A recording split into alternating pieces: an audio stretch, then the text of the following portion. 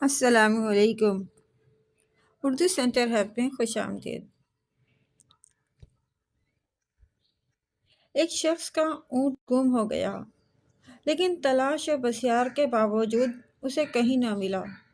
اسے یقین تھا کہ حاکم وقت کے دربار میں فریاد کروں گا تو اسے سرکاری خزانے سے دوسرا اونٹ ضرور مل جائے گا۔ دارالحکومت اس کے علاقے سے کافی دور تھا، پھر بھی وہ کسی نہ کسی طریقے خلیفہ کی رہائش تک پہنچنے میں کامیاب ہو گیا۔ وہاں کوئی دربان تو نہ تھا، البتہ ایک نوجوان نے مسافر کا استقبال کیا اور اسے بتایا کہ خلیفۃ المسلمین سرکاری کام سے کہیں گئے ہوئے ہیں، کچھ ہی دیر میں واپس آ جائیں گے۔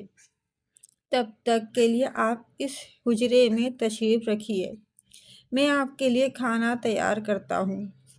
جب تک کھانا تیار ہو کر آیا، مسافر نے دیکھا کہ ایک شخص مکان سے متصل مسجد میں آ کر بیٹھا اور اپنے توشے سے خشک روٹی نکال کر اسے پانی میں بھگو بھگو کر کھا رہا ہے۔ نوجوان نے مسافر کے سامنے کھانا پیش کر کے اسے کھانے کی درخواست کی۔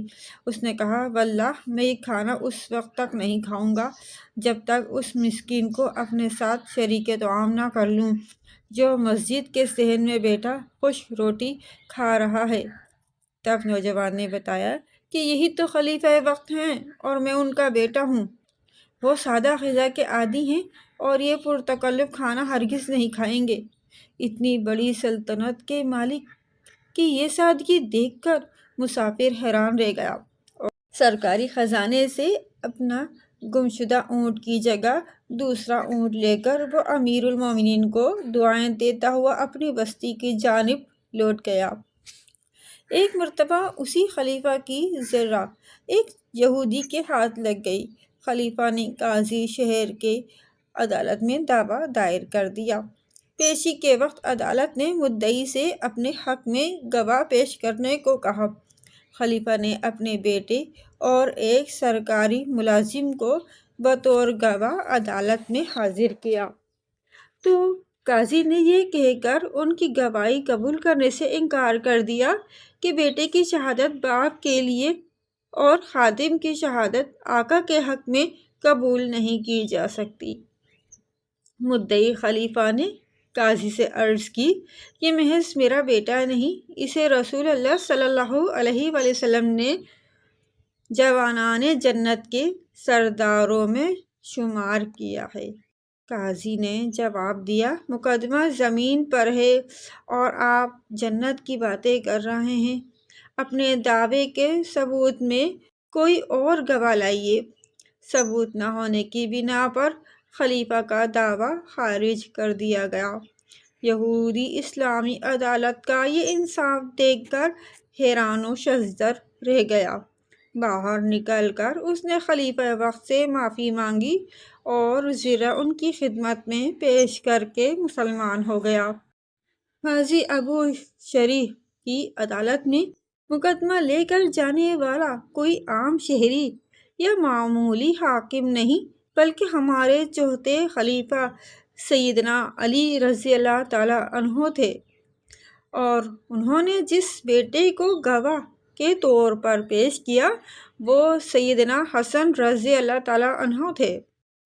انہیں سیدنا حسین رضی اللہ تعالیٰ عنہ کو نبی کریم صلی اللہ علیہ وآلہ وسلم نے جنت کے جوانوں کا سردار قرار دیا ہے۔ پہلے واقعے میں خشک روٹی پانی میں بھگو کر کھانے والے خلیفہ وقت سیدنا علی رضی اللہ تعالیٰ عنہ ہی تھے، اور جس نوجوان نے مسافر کو خوش آمدید کہی اور اس کی خاطر مدارت کی وہ سیدنا حسین رضی اللہ تعالیٰ عنہ تھے۔ تاریخ اسلام کے چوتھے خلیفہ سیدنا علی رضی اللہ تعالیٰ عنہ کی دینوی مال و دولت سے بے رغبتی کا عالم یہ تھا کہ درہم و دینار کو ہاتھ میں لے کر فرمایا کرتے کہ افسوس، تو مجھ سے جدا ہوئے بغیر مجھے کوئی فائدہ نہیں پہنچا سکتا، یعنی جب تک میں تجھے خیرات نہ کر دوں مجھے سکون نہ ملے گا، نہ کوئی اجر و منافع۔ سیدنا علی رضی اللہ عنہ کی ولادت 603 عیسوی یعنی ہجرت سے 20 سال قبل ہوئی تھی۔ بعثت نبی صلی اللہ علیہ وآلہ وسلم کے وقت ان کی عمر تقریباً 7 سال تھی۔ نبی کریم صلی اللہ علیہ وآلہ وسلم کے گھر میں پرورش کی وجہ سے سیدنا علی رضی اللہ عنہ کا کفر و بت پرستی سے کبھی کوئی واسطہ نہ رہا۔ بچوں میں آپ ہی سب سے پہلے نبی صلی اللہ علیہ وآلہ وسلم پر ایمان لائے۔ نبی صلی اللہ علیہ وآلہ وسلم کے چچا ابی طالب کے فرزند ہونے کی حیثیت سے سیدنا علی رضی اللہ عنہ آپ صلی اللہ علیہ وآلہ وسلم کے چچا زاد بھائی تھے۔ پھر بی بی فاطمہ رضی اللہ عنہ سے نکاح کے بعد وہ رسول اللہ صلی اللہ علیہ وآلہ وسلم کے داماد بھی بن گئے۔ اپنے پیش رو تینوں خلفائے راشدین کے عہد میں سیدنا علی رضی اللہ عنہ ان کے خصوصی مشیر تھے۔ ان کے علم و فضل، سخاوت و بہادری اور عدل و انصاف کے بے شمار قصے تاریخ میں مذکور و مشہور ہیں۔ خلیفہ سوم سیدنا عثمان رضی اللہ عنہ کی شہادت کے بعد سیدنا علی رضی اللہ عنہ خلیفہ کے منصب پر فائز ہوئے۔ مدینہ منورہ میں مسلسل شورش کی وجہ سے آپ رضی اللہ عنہ نے دارالخلافہ کوفہ میں منتقل کر دیا تھا۔ آپ رضی اللہ عنہ کا دور خلافت سن 35 ہجری سے 40 ہجری تک تقریباً 5 سال رہا۔ اس عرصے میں فتنہ و فساد کے بہت سے واقعات نے جنم لیا۔ کبھی خارجیوں نے سر اٹھایا تو کبھی مخلص صحابہ رضی اللہ عنہ آپ رضی اللہ عنہ سے بچھڑ گئے۔ مصر، فلسطین اور لبنان کے بعد عراق کا بھی بڑا حصہ جو باقی نہ بچا۔